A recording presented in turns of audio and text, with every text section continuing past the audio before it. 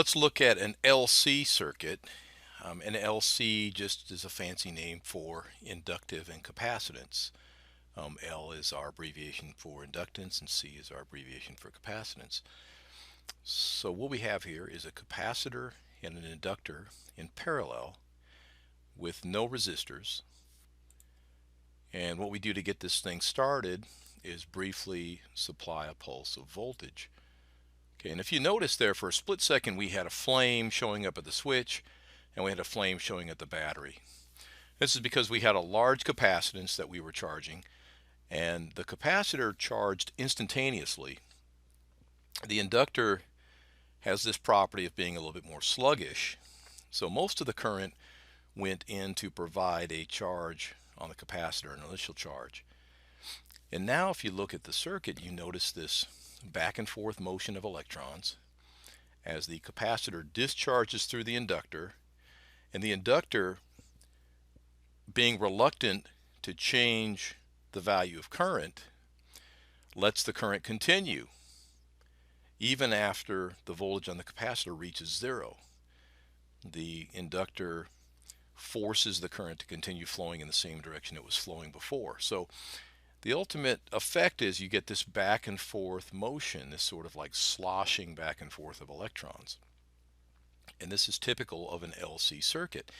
And this is what we base devices called oscillators on. Oscillators are devices that take energy and transfer it from one form to another. On the capacitor, it's potential energy, and in the inductor, it takes the form of sort of kinetic energy. And so we know from earlier things we've learned in science that we have two main types of energy, potential and kinetic.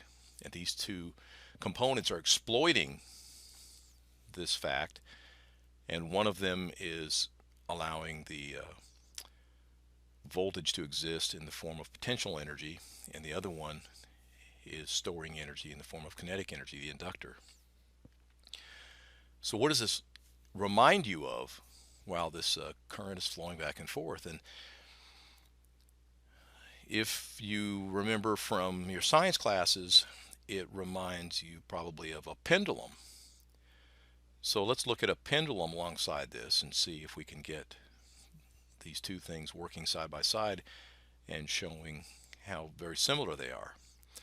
A pendulum, if you remember, takes potential energy in the form of the height of a mass and converts it into kinetic energy while the mass is falling, and the mass actually moves past the lowest height it can be at, moves past that, and because the mass has inertia, it moves on back up.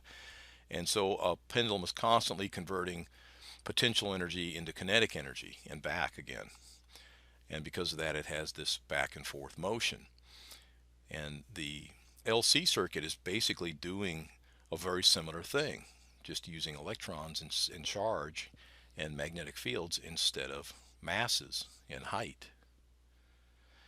Another system that this is very similar to is a spring mass system.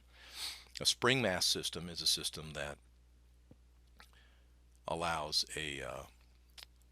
the weight of a mass to be converted into kinetic energy as it moves, and eventually that kinetic energy, when the mass stops moving, is converted into potential energy on the spring in the form of tension. And so the spring goes back and forth between tension and compression, and in the process the mass moves up and down, and it's converting this energy into kinetic energy, the energy of motion. So the mass moves up and down while it's exchanging energy with the spring, and putting the spring in both compression in one situation and tension in the other. So anyway, hopefully this will kind of open your eyes a little bit to the possibilities of LC circuits and explain a little bit more about what LC circuits do.